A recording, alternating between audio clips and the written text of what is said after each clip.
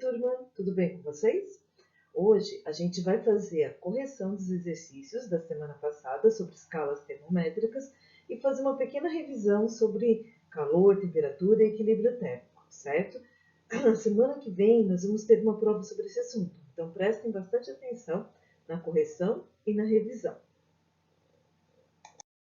Então, gente, vamos começar com a correção dos exercícios da semana passada, aquela lista que eu passei para vocês, que era bem fácil, certo? A maioria das respostas estavam no texto do livro. Então, a primeira questão pergunta qual é a diferença entre calor e temperatura. Calor, pessoal, energia térmica em movimento. É a energia que se transfere de um corpo para outro devido única e exclusivamente à diferença de temperatura. Então, o corpo com a temperatura mais elevada, ele vai ceder calor para o corpo de menor temperatura. O calor sempre se transfere do mais quente para o mais frio, nunca o contrário. Já a temperatura é a medida do grau de agitação das moléculas de um sistema. Quanto mais agitadas estiverem as moléculas de um sistema, maior vai ser a temperatura desse sistema ou desse corpo, no caso, certo? Então, cuidado que calor e temperatura são duas coisas diferentes para a física. Calor é energia. Temperatura é uma maneira de medir a agitação das moléculas de um sistema. Questão número 2. Explique por que um termômetro clínico precisa ficar algum tempo em contato com a pessoa para medir a sua temperatura. Bem, pessoal, isso acontece por causa do equilíbrio térmico. Para um corpo atingir a mesma temperatura do outro, ele precisa entrar em equilíbrio térmico, ou seja, a agitação das suas moléculas tem que estar no mesmo nível, no mesmo grau da agitação do corpo que eu quero medir a temperatura. Então, quando a gente vai no médico e ele coloca o termômetro ou embaixo da língua ou embaixo do braço, leva de 3 a 5 minutos para que esse termômetro entre em equilíbrio térmico com o nosso corpo. Ou seja, para que ele receba energia, se a gente estiver com a temperatura maior que a dele, e as moléculas dele passem a se agitar no mesmo grau que as nossas estão agitadas, que o nosso grau de agitação molecular está. Então, esse período é necessário para que entre em equilíbrio térmico. E isso é muito importante. Se a gente tirar o termômetro antes do momento correto, nós vamos medir a temperatura errada.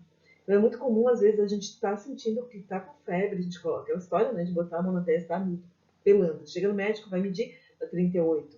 Não é que não esteja com febre, pode ser que não foi esperado o tempo adequado. Ou seja, a enfermeira tirou o termômetro muito rápido e acabou não marcando a temperatura correta. Então, sempre esperar de 3 a 5 minutos. Mesmo esse termômetro que apita, sabe? Esse eletrônico agora, eles fazem barulhinho.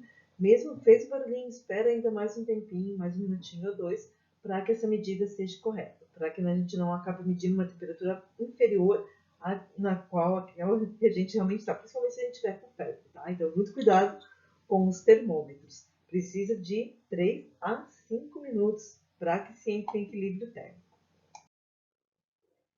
Questão número 3. Em física, é correto dizer que um agasalho é quente? Não, não é correto. Justifique sua resposta. Por que não é correto? Porque o agasalho não é uma fonte de calor, ele não produz calor, certo?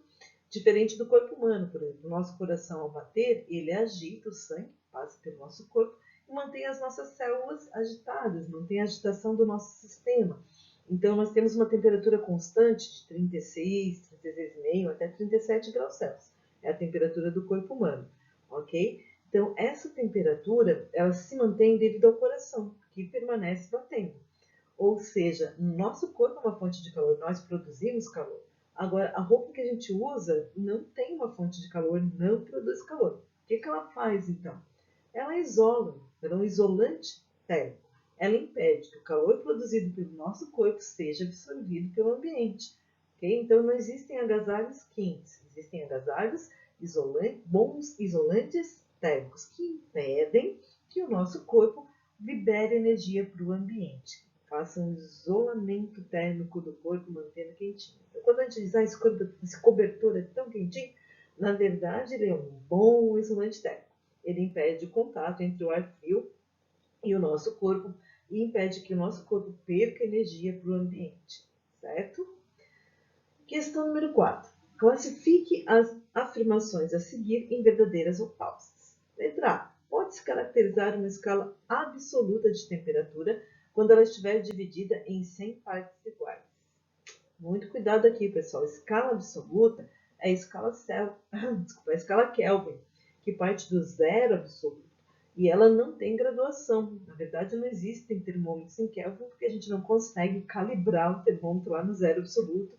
Zero absoluto, apesar da nossa tecnologia, ele é teórico, a gente não consegue chegar nele. Seria parar completamente um sistema. E por menor que seja um sistema de um único átomo, ele sempre está em movimento, ele sempre está agitado. A mínima agitação que tiver, mas ele tem uma agitaçãozinha. O mais próximo que a gente consegue chegar é o menos 273,15 graus Celsius, ou menos 459 Fahrenheit. Então, não tem como caracterizar uma escala absoluta, não tem como fazer um termômetro, calibrar um termômetro em Kelvin. Por isso que a gente não divide em 100 partes iguais o Kelvin, e sim os Celsius. A escala que é dividida em 100 partes iguais é a escala Celsius, graus centígrados, por isso, porque é uma divisão em 100 partes. B. Se associamos o zero da escala termométrica ao estado de energia cinética máxima das partículas de um sistema, então a escala utilizada é absoluta. O zero absoluto da escala absoluta é associado à energia cinética mínima, não máxima. Por isso que a afirmativa B é falsa. C. Qualquer indicação de temperatura nas escalas absolutas é sempre superior ao zero absoluto. Sim, verdadeiro. Sempre não existem valores negativos na escala absoluta, na escala de Kelvin. Não existe nada abaixo do zero para o Kelvin. D. Podemos afirmar que a temperatura de menos 350 graus Celsius é uma temperatura impossível de ser atingida? Podemos, porque a menor temperatura em Celsius que nós conseguimos atingir é menos 273,15, que corresponde ao zero absoluto na escala Kelvin. Então, alternativa D, verdadeira. Questão número 5. Dois corpos A e B com temperaturas diferentes, sendo a temperatura do A maior que a temperatura do B, são colocados em contato e isolados de influências externas. A. Diga o que se passa com os valores dTA e Tb. Como a temperatura do TA é maior que a temperatura do Tb, a temperatura do TA vai diminuir, enquanto que a temperatura do Tb vai aumentar, certo? Então, isso é o que vai acontecer com as temperaturas. Eu vou colocar eles em contato, o A é maior que o B, o A diminui, o B aumenta. Como se denomina o estado para o qual tendem os dois corpos? Equilíbrio térmico. É isso que eles vão tentar atingir, ficar os dois na mesma temperatura. Quando esse estado é alcançado, o que podemos dizer sobre os valores de TA e Tb? Quando o equilíbrio térmico for atingido, TA e Tb vão estar no mesmo patamar, vão estar com o mesmo grau de agitação molecular, ou seja, a temperatura do TA será igual à temperatura do Tb. Questão número 6. Efetue as conversões solicitadas. Então, aqui a gente começa com a parte de cálculos, em que a gente vai converter Fahrenheit em Celsius, Celsius em Fahrenheit, Fahrenheit em escala absoluta, que é o Kelvin, e nessa aqui eu não pedi nenhum Kelvin para Celsius, mas mais adiante a gente vai fazer isso. Então, na letra A eu quero converter 68 graus Fahrenheit em Celsius. Qual é a fórmula que a gente vai utilizar? Nós vamos usar a fórmula que relaciona temperatura em graus Celsius com a temperatura em Fahrenheit. Essa fórmula diz que a temperatura em Fahrenheit menos 32 dividido por 1,8 vai me dar os Celsius, certo? Então, nós vamos fazer 68 menos 32, que é 36, dividido por 1,8, 20 graus Celsius. Então, 68 Fahrenheit correspondem a 20 graus Celsius. Letra B, menos 40 Celsius em Fahrenheit. Então, nesse caso, a gente vai inverter a fórmula lá de cima, temperatura em Fahrenheit vai ser igual a 1,8 vezes a temperatura em Celsius, então aquele 1,8 que estava dividindo, eu passei multiplicando, mais 32. 32 que estava negativo, vai para o outro lado, fica positivo. Então, aqui a gente não vai dividir, a gente vai multiplicar e somar. A temperatura que nós temos em Celsius é menos 40. Então, 1,8 vezes menos 40 vai dar menos 72. Então, cuidado com o sinal negativo. Então, a gente multiplicação, positivo e negativo, fica negativo. Menos 72 mais 32 da fórmula, menos 40. E olha que legal, que interessante. A temperatura de menos 40 graus Celsius em graus Celsius corresponde exatamente a menos 40 em Fahrenheit. Então, é a única temperatura que se iguala na escala. É a mesma para as duas escalas, tanto para Celsius quanto Fahrenheit, menos 40 é menos 40. Interessante, né? Escala absoluta, 227 Celsius, e a gente quer transformar em Kelvin. Então, sempre que se falar em escala absoluta, Kelvin. A forma que relaciona o Kelvin com o Celsius, isso, graus Celsius mais 273 se transforma em Kelvin. Por que mais 273? Porque o 273 é a menor temperatura atingida dentro da escala Celsius, corresponde ao zero na escala Kelvin. Então, se eu tenho 227 Celsius mais 273, se eu somar, eu vou ter 500 Kelvins. Lembrando que Kelvins não tem valores negativos. Escala absoluta, todos os valores de temperatura são positivos. Questão número 7. O gás hélio torna-se líquido a temperatura de menos 269 Celsius. Observaram que é bem próximo lá do 273, então é uma temperatura realmente próxima do zero absoluto. Expressa essa temperatura em Fahrenheit. Nós vamos pegar o Celsius, menos 269, e vamos multiplicar por 1,8. Vai dar menos 484,2. Mais 32, que nesse caso a gente vai diminuir, prevalece o sinal do maior, menos 452,2 graus Fahrenheit. Bem próximo do 459, que é a temperatura mais baixa que a gente consegue atingir em Fahrenheit. Letra D, Kelvin.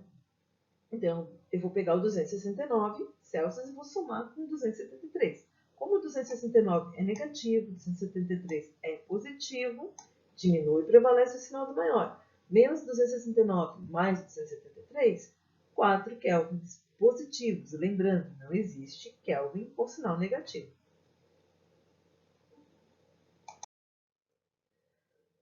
Questão número 8.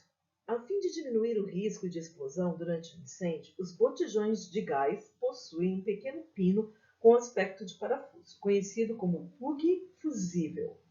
Uma vez que a temperatura do botijão chegue a 351 kelvins, a liga metálica desse dispositivo de segurança se funde, ou seja, derrete, permitindo que o gás escape. Isso vai impedir que o fogo, que a temperatura aumente muito dentro do botijão e acabe provocando uma explosão. Então, esse plug fusível é para isso, é para evitar que o botijão de cozinha, que é onde a gente guarda o GLP, gás liquefeito de petróleo, estoure, literalmente exploda. Então, letra A. Como se expressa esta temperatura como se expressa esta temperatura na escala Celsius? Então, nesse caso, eu tenho Kelvin, quero achar o Celsius. Em vez de somar, o que nós vamos fazer? Nós vamos diminuir. Então, 351 kelvins é igual a temperatura Celsius mais 273. Eu vou pegar esse 273 e vou passar ele para o outro lado diminuindo. 351 menos 273, temperatura em Celsius será de 78 graus Celsius. Detalhe interessante também, gente, Kelvin não tem grau, tá? Não tem graduação. É só o K maiúsculo para representar a temperatura em Kelvin, diferente do Celsius e do Fahrenheit, que tem o zerinho que acompanha o C, que acompanha o F, porque é uma escala, é uma graduação. B. Como se expressa esta temperatura na escala Fahrenheit? Então, nesse caso, como eu calculei o Celsius, eu vou pegar a temperatura em Celsius, vou multiplicar por 1,8, então 78, que é a resposta da letra A, vezes 1,8, e a gente vai obter 140,4, mais 32, 172,4 Fahrenheit, graus Fahrenheit. Alguma dúvida? Pergunta? Se tiverem, entrem em contato, ok? Questão número 9. Um termômetro em Nova York registra a temperatura de 68 graus Fahrenheit e outro, em São Paulo, marca 21 graus Celsius. Em qual cidade está mais quente? Então, nesse caso, a gente tem duas opções. Nós podemos transformar o Fahrenheit em Celsius ou o Celsius em Fahrenheit. Então, aqui eu peguei o primeiro passo, eu peguei o 21, que é a temperatura em São Paulo, multipliquei por 1,8, somei 32, 69,8. Então, aproximadamente 1,8 graus maiores que em Nova York. Fiz a mesma continha, só que agora substituindo o 68, transformando o 68 em Celsius, né? O Fahrenheit em Celsius. A gente já tinha feito essa conta no exercício anterior, lembram? 68 menos 32, 36, dividido por 1,8, 20 graus Celsius. Então, se a gente comparar, a temperatura em Nova York é 20 graus Celsius, São Paulo é 21. Ou seja, em São Paulo está cerca de 1 grau mais quente que em Nova York. Fácil, né? Não tem muita dúvida. Lembrando que aqui é opcional, vocês podem escolher uma das duas contas, não é necessário fazer as duas. Vocês vão fazer a que vocês acharem mais fácil, ok? Aqui nesse caso, como a gente já tinha calculado, podia até aproveitar a conta da questão anterior, que a gente sabe que 68 corresponde a 20, então Nova York vai estar mais frio, São Paulo vai estar 1 grau mais quente. Questão número 10, a última, graças a Deus. A embalagem de um produto importado dos Estados Unidos contém a seguinte instrução: conservar a temperatura mínima de 23 graus Fahrenheit e máxima de 50 graus Fahrenheit. Descubra se esse alimento deve ser conservado na geladeira ou fora dela. Justifique sua resposta.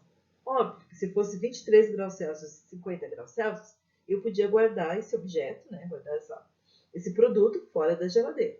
Mas é Fahrenheit, então nós vamos ter que transformar. 23 Fahrenheit menos 32 dá menos 9, dividido por 1,8, menos 5 graus Celsius. Então, 23 Fahrenheit correspondem a menos 5 Celsius. 50 Fahrenheit menos 32 são 18, dividido por 1,8 são 10 graus Celsius. Então, 50 Fahrenheit correspondem a 10 graus Celsius. Menos 5 graus Celsius e 10 graus Celsius, eu tenho que guardar esse produto dentro da geladeira. Ok? Dúvidas, perguntas? Não? Então, vamos adiante. Relembrando, então, vamos fazer uma breve revisão para a gente deixar bem claro a diferença entre temperatura, calor e equilíbrio térmico, certo? Então, temperatura, grandeza física associada ao grau de agitação das moléculas. Então, a gente usa a temperatura para medir o grau de agitação de um sistema. Quanto mais agitado, maior a sua temperatura. Quanto mais calminho, quanto mais tranquilo, menor a agitação molecular, mais frio vai ser um corpo, menor vai ser a sua temperatura. Então, o conceito de frio e quente está ligado à agitação molecular da substância. Quanto mais agitado, mais quente. Quanto mais calmo, mais frio. E a temperatura que a gente usa para medir essa agitação. Calor. Calor é energia em movimento, energia térmica em movimento. Então, é a energia que se transfere do corpo mais quente para o corpo mais frio por causa da diferença de temperatura. Então, é a agitação da molécula do corpo mais quente que é transferida para o corpo mais frio, de modo a atingir a mesma temperatura, certo? Então, energia térmica em trânsito, o conceito de calor é sempre do quente para o frio, nunca o contrário. Nunca do frio para o quente. O calor sempre se transfere do mais quente para o mais frio, ok? E calor e temperatura são diferentes, a gente não pode esquecer disso. Equilíbrio térmico. No equilíbrio térmico, quanto maior a temperatura então, de um corpo, maior vai ser a transferência de calor quando ele estiver em contato com um outro corpo. Então, nós vamos colocar aqui um corpo bastante agitado, bastante quente, com a temperatura bem elevada, em contato com outro sistema cuja temperatura está menor, certo? O calor do corpo quente, a agitação molecular dele, vai se transferir para o corpo frio. De modo que, se a gente esperar um tempinho, né, deixar ele entrar em equilíbrio, nós vamos ter esses dois corpos no final do processo com a mesma temperatura. Então, a gente espera um pouquinho, deixa a energia se transferir e observa o que vai acontecer aqui com o termômetro. Então, o primeiro termômetro estava lá em cima, bem quente, o segundo está lá embaixo. O quente vai descer, vai diminuir, o frio vai subir, vai aumentar, de modo a atingirem o mesmo nível, ou seja, atingir a mesma temperatura. Esse processo nós chamamos de processo de equilíbrio térmico.